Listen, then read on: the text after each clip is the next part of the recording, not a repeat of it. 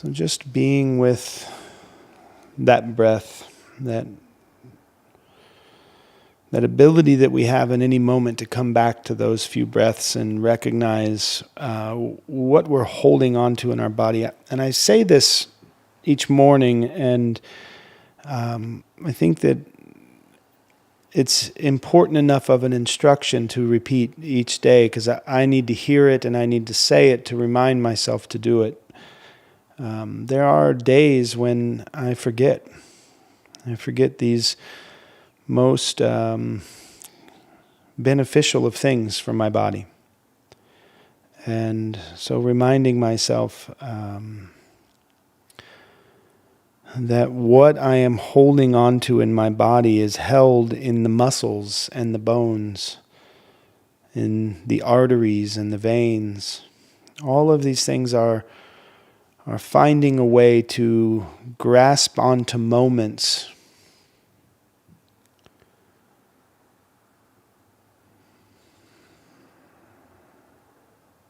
and it's my conscious awareness that gives them permission to be seen and to be validated and to be released.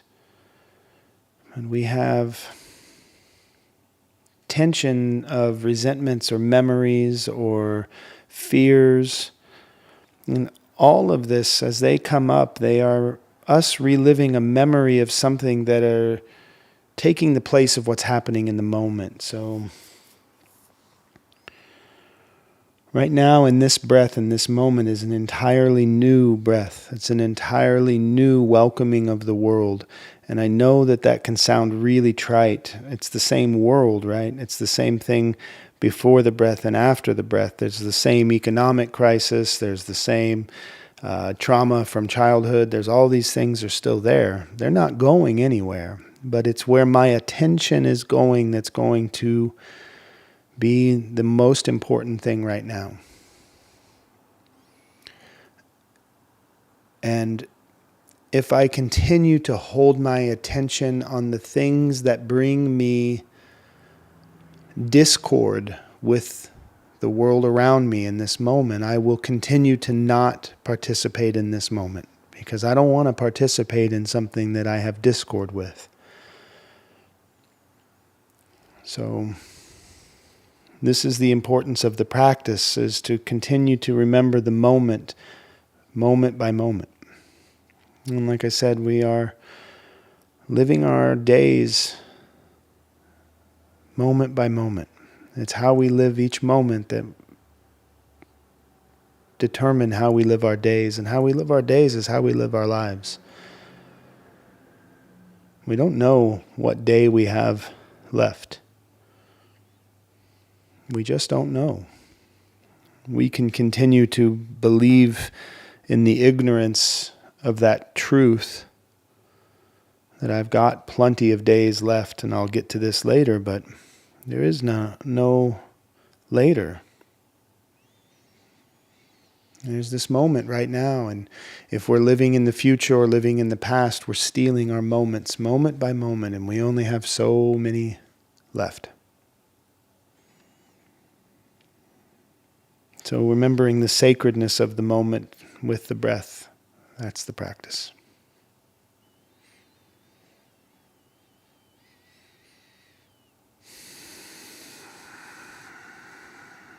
So in reality, there's this strange conundrum that exists with doing these practices, is that what we are doing in this moment is tending to those moments from the past or those moments from the future that we are stuck in, the anxiety of what's next or the depression of what's past, the nostalgia. Nostalgia is just a pretty form of depression.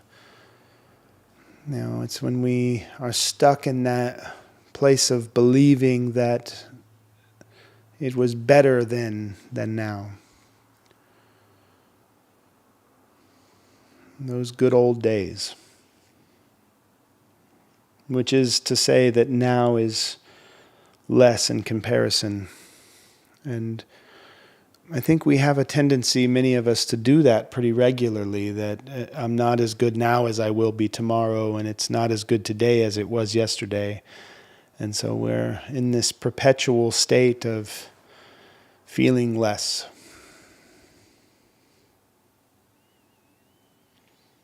So nostalgia is just a pretty form of depression. And so when we do this practice of being in the moment, just with the breath, just for a moment, the irony is we are tending to those things for just a bit. But in doing that, we are releasing the things that are blocking our vision from being present, being equanimous in this moment, having equal vision. And you can get stuck in that practice too. Every method is a trap. Every method is a trap if it wants to be. You can get stuck on your cushion meditating 12 hours a day if you'd like. And that's okay. That's where you're at, that's where you're at. It's no different than 12 hours a day on your screen or 12 hours a day in your bed or...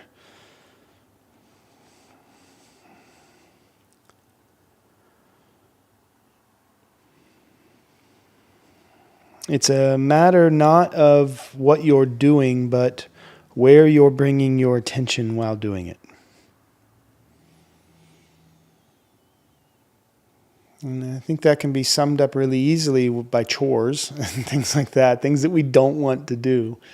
When we're doing them with the knowledge and the information that I don't want to be doing this, then we are forcibly participating in resistance.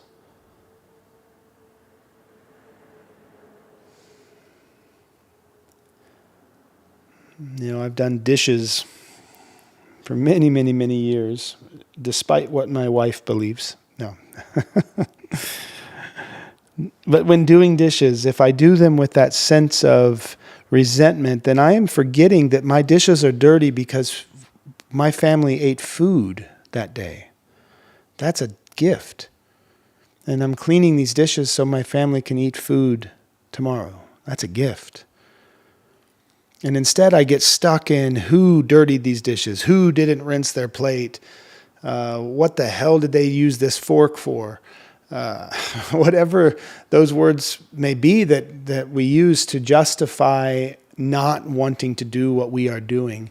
This is just the same behavior as not wanting to be in our body, not wanting to be who we are. And then we wonder why we have abandonment issues. Why we have fear of rejection, because we spend all day finding ways to reject ourselves in this moment, reject what we're doing, reject who we are, reject how we're feeling, abandon ship. We're jumping out all the time. As soon as I start to feel a little unsureness and anxiety or a feeling of unfulfillment, I go right to this and I refill my body and looking at all of the things. It's no judgment of the phone. The phone is just a method. It's just a method. It's about where I'm bringing my attention. And I need to remind myself of this daily. This is why the practice is important to me. It's the opportunity to remind myself daily. Thanks for being here this morning. Thanks, Michael. Yes. For helping me bring my attention to the moment. Yeah, I hope that's not too painful. Yeah, it does. It generally does. But yeah, sorry for starting late this morning. It just happens sometimes. Yeah. I'll see you in a bit.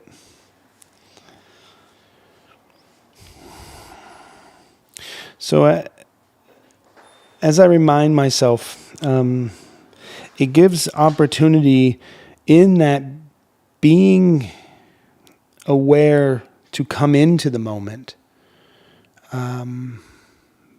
of all of the things that were sort of in my way. And it's like I am on this path, but there are there's debris, and you have to move these things out of the way. So I move my fear of scarcity and the feelings of not having enough that I developed a long time ago, but I worked on them this morning. I fed those feelings of fear and scarcity by waking up and going, I don't have enough time for this. I don't have enough time for that. That right there is reinstilling the belief that I don't have enough. Your first identity in that statement, I don't have enough time, is I don't have enough. And we believe that. We start to function like that. So then I'm functioning in every one of my activities with a feeling of inferiority, or this fear of not being competent for the job, whatever it is. I don't have enough time for this. I don't have enough patience for this. I don't have enough money for this. I don't have enough. I'm not enough. So that's debris in my path to being in the moment. And the truth is, in the moment, I am exactly what I need in this moment. You're exactly what you need in this moment. Do you have an ability to breathe in through your nose to the bottom of the belly? Let's try. Breathing in.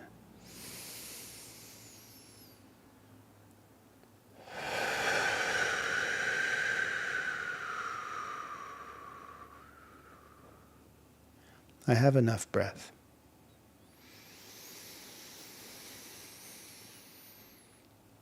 And then releasing. I have enough to give. So now I have enough. I have enough time. I have enough patience. I have enough strength in this moment to do this thing. And then you remove that debris of all of those times that you have fed that muscle of inferiority, that muscle that we have built up over time that says, just stay in bed another 10 minutes.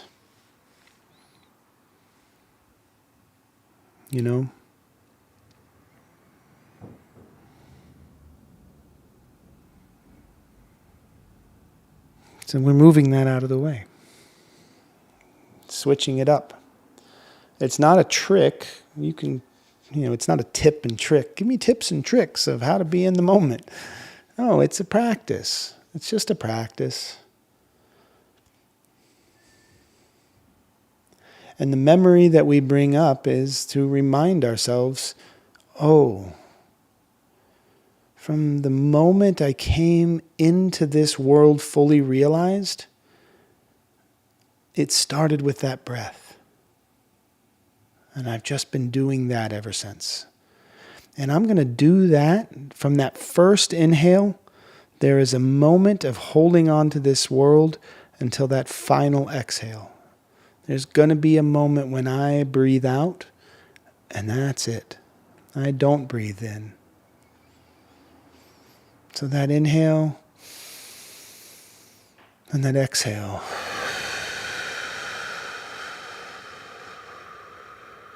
This is sacred.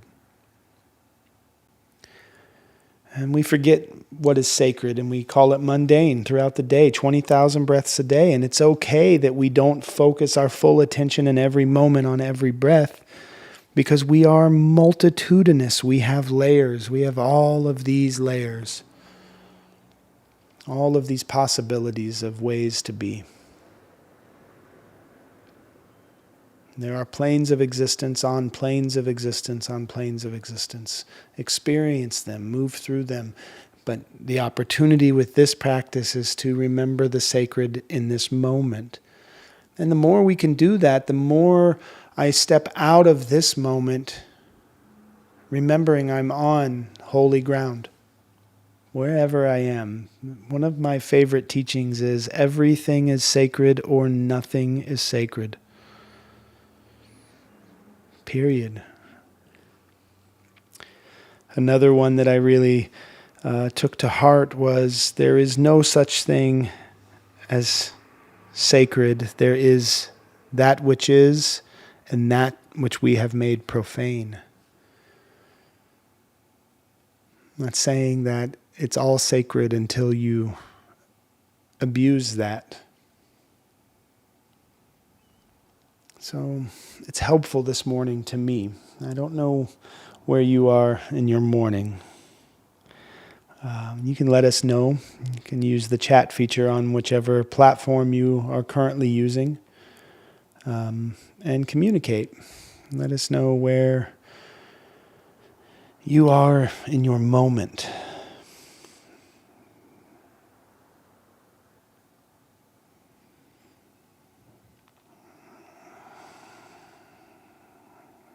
And yeah,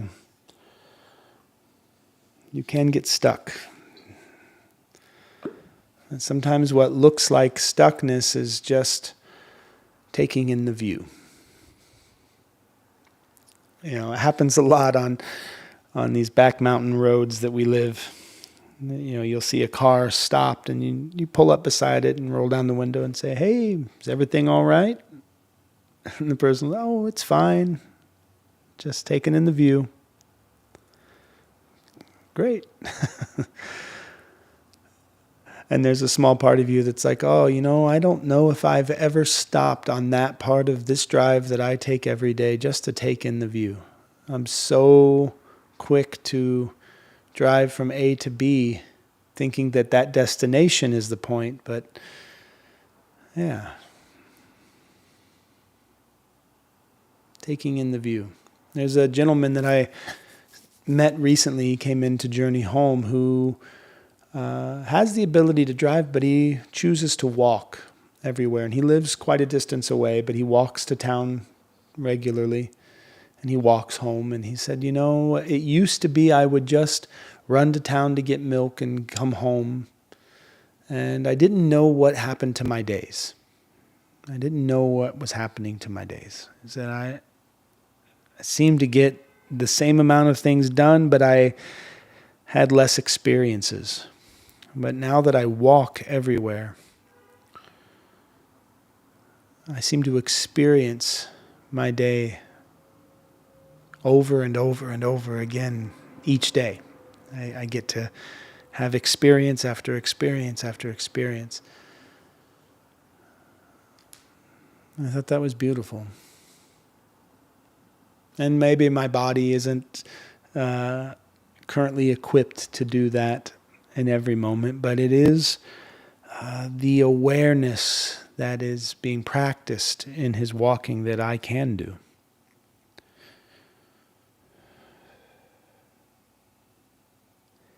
And Thich Nhat Hanh, the great Buddhist teacher, taught walking meditations. And he would teach to have a certain number of steps for each in-breath and a certain number of steps for each out-breath.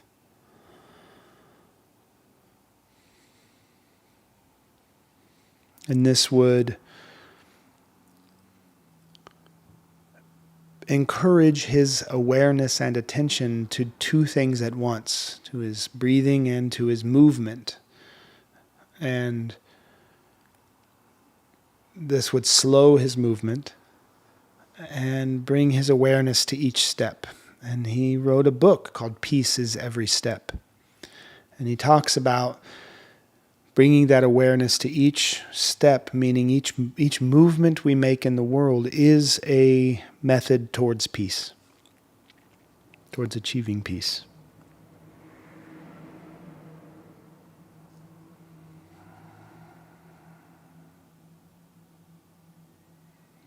And I think we confuse awareness with thought. Because then my mind goes straight to, do I have to think about each step that I take? You know, that seems insane. No, it's not about thinking, it's about awareness. And awareness in this sense is understanding what I am doing when I'm doing it. Understanding that I'm moving, understanding that I'm pausing. I think that's really beneficial. And then the actions we take, they're not as weighted or heavy with emotions. They're not, my life doesn't become chores. You know,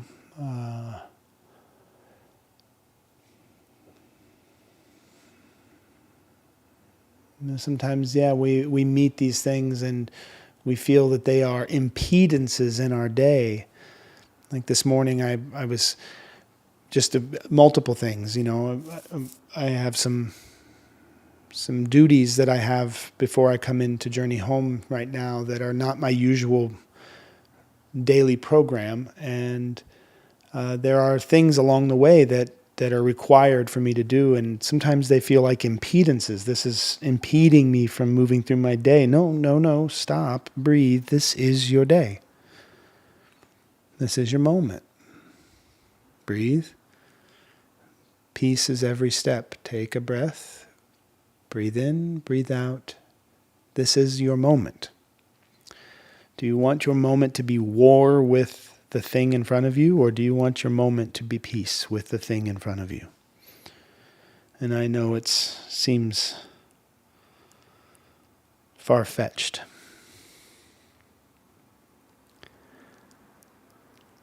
And I'm sure Thich Nhat Hanh had his share of difficult and uncomfortable moments.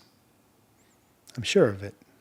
Of course, his body is made of that which will get sick, that which will feel pain, that which will get old, that which will die, and that which will go away.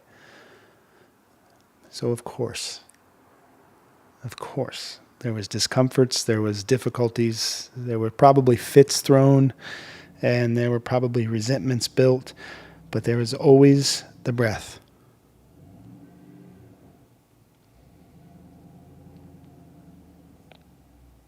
So I titled this sit this morning, Carpet the World or Put on Shoes. And that comes from a teaching of a prince who lived his entire life in a walled-off kingdom, a walled-off area where from the time that prince was born, everything was covered in silk. Silk was softening everything the baby would touch. And it's not unlike the story of Siddhartha, the prince who became the Buddha, who lived in this kingdom closed off from the harms and dangers and sicknesses of the world. But as this baby grew older, of course, the king had to carpet more of the world with these silk carpets. These soft, beautiful, luscious carpets were covering everything so that this prince their feet only touched the finest of silks. And eventually the prince wanted to go outside, so they carpeted the outside, and the prince wanted to leave the kingdom, so they carpeted the roads, and they spent all of the resources carpeting the world. Oh. And then they had nothing. They had no way to feed themselves. The whole kingdom had been covered in carpets, and eventually, as the king was suffering and losing everything, this cobbler came along and he said, I have a solution. And he brought the prince a pair of shoes. And he said, try these. And the prince could go wherever the prince wanted to go and was always walking on softness. The teaching in that story is you can't make the world soft, but you can soften your step on the world.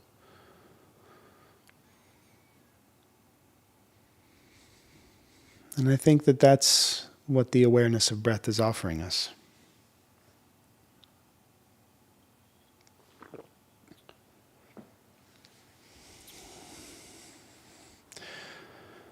Let's see. We have some chatting here. Wendy says, I'm feeling warmth from my fire, but sadness about the world. Yeah. Yeah, it's amazing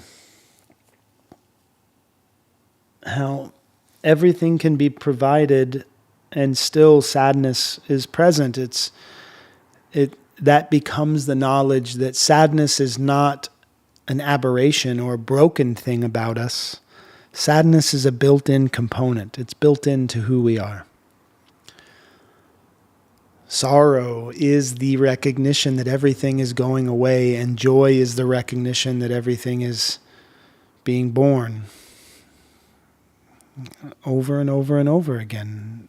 And Wendy goes on to say, I love that I can take photos here that are not always the same. The mountains last year look different than they do this year. Yeah, from day to day, moment to moment, what we know is going away, and what we are not yet aware of is showing up. That's it. That's joy and love and sorrow and sadness all together. There's a song that we sing, it's a heart song, and it says, when you were born you cried, and the world rejoiced. Live your life so that when you die, the world cries and you rejoice. And it's all right there. You know, everything is what our nice, soft, silken, sandy beaches were yesterday's rough mountaintops. You know, the dust carried on the wing of an eagle from the Himalayas, you know, becomes the dust in the air that tickles your nose and creates a sneeze. The interconnectedness of death and birth being non-stop means that there is no beginning, there is no end. There is only this refreshing of our awareness.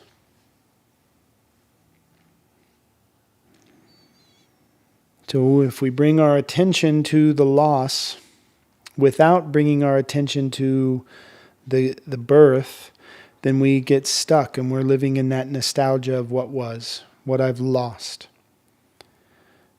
But if we can open to what I am being given, there is this wholeness to that experience, that the joy of what I'm being given does not negate that which I have lost, but it gives me more. Now I have a bounty of experience with my person, with the person who died. Now my love moves into unconditional love, maybe for the first time, where that my love is so unconditional that I love a being without a body. Their body is gone now. Their body is part of the earth, and their spirit, their memory, their being, part of who I am lives on, so now that's free. My friend Mara died last week. She's a good friend of mine, and I love her dearly. And Mara asked, before she died, if I would read this piece of a poem at her burial. And I'm going to find that poem right now, and I'm going to read that. That's going to be our poem for today. It's a smaller part of a larger poem by Khalil Gibran. And this, I think, really, in Mara's amazing wisdom, gave us a glimpse into the depth of her philosophy and the way that she loved this life. And she loved her death. Mara loved her death.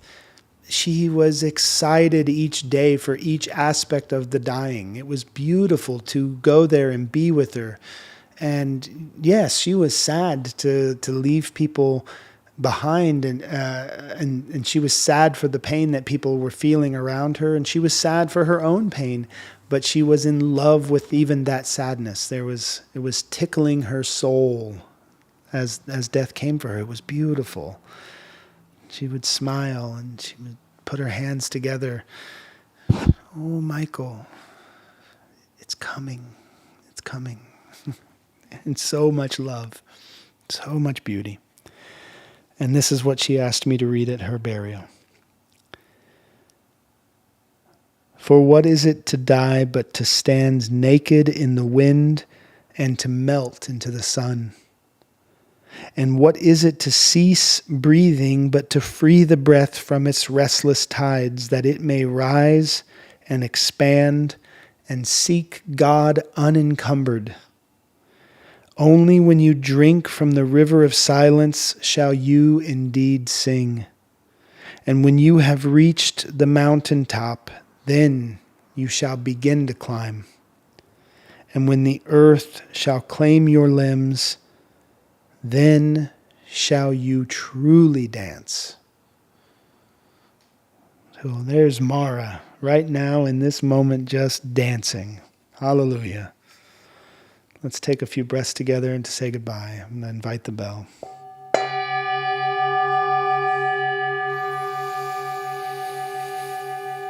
Breathing in and breathing out.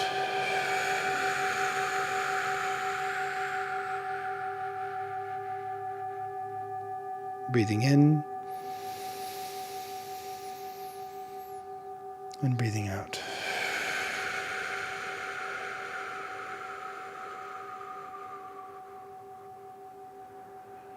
Breathing in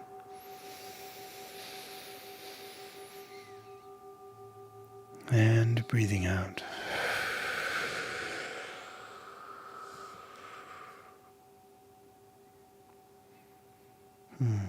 Thanks for being in this moment with me, friends. I appreciate each of you. At Journey Home today, we do have our grief group this evening, beginning at 4 p.m. And come in early if you'd like. We'll be here. Come in, have a seat, have some coffee, some tea, catching up. If you'd like to bring a small item for our ancestor shrine, you can come in and you can add a photograph of someone you want remembered, someone you grieve for. You can add a small item or token to remember our death. It would be lovely. Thanks again. Be well, friends.